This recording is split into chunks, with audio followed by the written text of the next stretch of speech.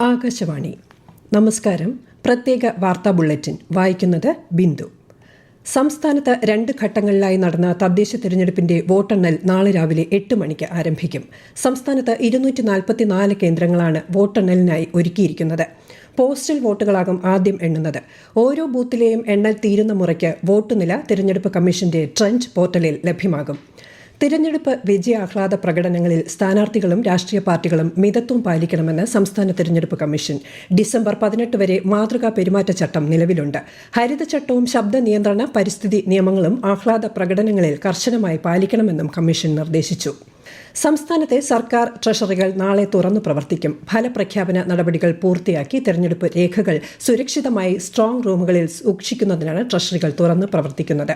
തദ്ദേശ സ്ഥാപനങ്ങളിലേക്കുള്ള പൊതു തെരഞ്ഞെടുപ്പിൽ ഏറ്റവും അധികം വോട്ടർമാർ വോട്ട് ചെയ്തത് ഇത്തവണ. കഴിഞ്ഞ തവണത്തേക്കാൾ 73,866 വോട്ടുകളാണ് അധികമായി പോൾ ചെയ്തതെന്ന് സംസ്ഥാന തെരഞ്ഞെടുപ്പ് കമ്മീഷൻ വ്യക്തമാക്കി.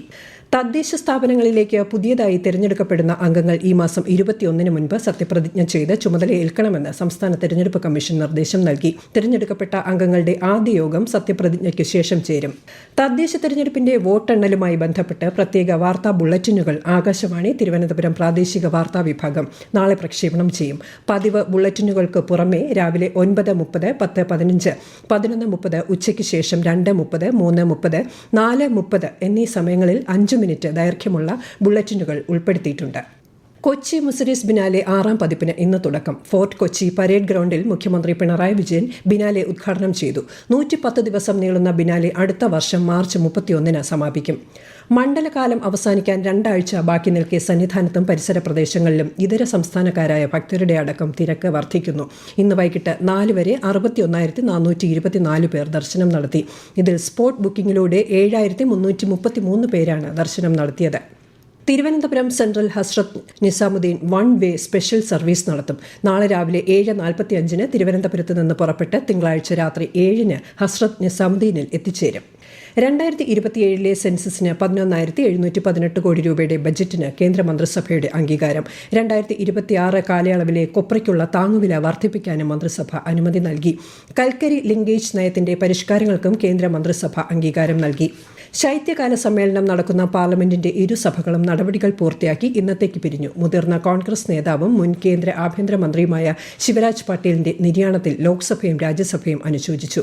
2001 ഡിസംബർ 13 നടന്ന പാർലമെന്റ് ആക്രമണത്തിലെ രക്തസാക്ഷികൾക്ക് ഇരുസഭകളും ആദരാഞ്ജലികൾ അർപ്പിച്ചു.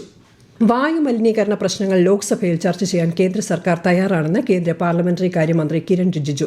ബിസിനസ് അഡ്വൈസറി കമ്മിറ്റിയിൽ പ്രതിപക്ഷ നേതാവ് വിഷയം ഉന്നയിച്ച സാഹചര്യത്തിൽ നിയമാനുസൃതമായി ചർച്ച നടത്തുന്നത് സംബന്ധിച്ച് ആലോചിക്കുമെന്നും അദ്ദേഹം വ്യക്തമാക്കി. ജോർദാൻ, എത്യോപ്യ, ഒമാൻ എന്നീ രാജ്യങ്ങളിലേക്കുള്ള പ്രധാനമന്ത്രി നരേന്ദ്രമോദിയുടെ 4 ദിവസത്തെ സന്ദർശനത്തിന് തിങ്കളാഴ്ച തുടക്കമാകും. സന്ദർശനത്തിന്റെ ആദ്യ പാദത്തിൽ ജോർദാനിൽ എത്തുന്ന അദ്ദേഹം അബ്ദുള്ള 2ാമൻ രാജാവുമായി കൂടിക്കാഴ്ച നടത്തും. ഡിസംബർ 16 എത്യോപ്യയിൽ എത്തുന്ന ശ്രീ നരേന്ദ്രമോദി വിവിധ ഉഭയകക്ഷി ചർച്ചകളിൽ പങ്കെടുക്കും. ഏകദിന എത്യോപ്യ സന്ദർശനം പൂർത്തിയാക്കി പ്രധാനമന്ത്രി നരേന്ദ്രമോദി ഈ മാസം 17 ഒമാനിലെത്തും. നടിയെ ആക്രമിച്ച കേസിൽ പൾസർ സുനി ഉൾപ്പെടെ 6 പ്രതികൾക്കും 20 വർഷം കഠിന തടവ് ശിക്ഷ വിധിച്ചു. 50,000 രൂപ പിഴയും നൽകണം. വിചാരണ തടവ് കുറച്ച് ശിക്ഷ അനുഭവിച്ചാൽ മതിയാകും. എറണാകുളം പ്രിൻസിപ്പൽ സെഷൻസ് കോടതിയാണ് ശിക്ഷ വിധിച്ചത്. ബെഞ്ച് മാർക്ക് വൈകല്യമുള്ള ഉദ്യോഗാർത്ഥികൾക്ക് അവർക്ക് ഇഷ്ടമുള്ള പരീക്ഷാ കേന്ദ്രം അനുവദിക്കാൻ തീരുമാനിച്ച കേന്ദ്ര പബ്ലിക് സർവീസ് കമ്മീഷൻ കഴിഞ്ഞ 5 വർഷമായി ചില പരീക്ഷാ കേന്ദ്രങ്ങളിൽ അപേക്ഷകരുടെ എണ്ണം കൂടുതലായതിനാൽ സൗകര്യപ്രദമല്ലാത്ത കേന്ദ്രങ്ങൾ തിരഞ്ഞെടുക്കാൻ ഉദ്യോഗാർത്ഥികൾ നിർബന്ധിതരാകുന്നതായി ശ്രദ്ധയിൽപ്പെട്ടതിനെ തുടർന്നാണ് തീരുമാനം. തീവ്ര വോട്ടർ പട്ടിക പരിഷ്കരണവുമായി ബന്ധപ്പെട്ട് പശ്ചിമ ബംഗാൾ, തമിഴ്നാട്, ഉത്തർപ്രദേശ്, കേരളം എന്നിവ ഉൾപ്പെടെ 8 പ്രധാന സംസ്ഥാനങ്ങളിൽ ഇലക്ട്രൽ റോൾ നിരീക്ഷകരെ നിയമിച്ച് കേന്ദ്ര തിരഞ്ഞെടുപ്പ് കമ്മീഷൻ. SROമാർ ഇതിനകം തന്നെ അവരുടെ പ്രവർത്തനങ്ങൾ ആരംഭിച്ചിട്ടുണ്ടെന്നും 2026 ഫെബ്രുവരിയിൽ അന്തിമ ഇലക്ട്രൽ റോൾ പ്രസിദ്ധീകരിക്കുന്നതുവരെ ആഴ്ചയിൽ 2 ദിവസം ഇവർ SIR പ്രക്രിയ പുരോഗമിക്കുന്ന സംസ്ഥാനങ്ങളിൽ ഹാജരാകുമെന്നും കമ്മീഷൻ അറിയിച്ചു. ദുബായിൽ നടന്ന ഏഷ്യാകപ്പ് അണ്ടർ 19 ക്രിക്കറ്റിൽ UAEക്ക് എതിരെ ഇന്ത്യയ്ക്ക് 234 റൺസ് വിജയം. ഇന്ത്യ ഉയർത്തിയ 434 റൺസ് വിജയലക്ഷ്യം പിന്തുടർന്ന UAE 50 ഓവറിൽ 7 വിക്കറ്റ് നഷ്ടത്തിൽ 199 റൺസ് നേടാനേ സാധിച്ചുള്ളൂ. പ്രത്യേക വാർത്താ ബുള്ളറ്റിൻ കഴിഞ്ഞു. അടുത്ത വാർത്താ പ്രക്ഷേപണം നാളെ രാവിലെ 6:45.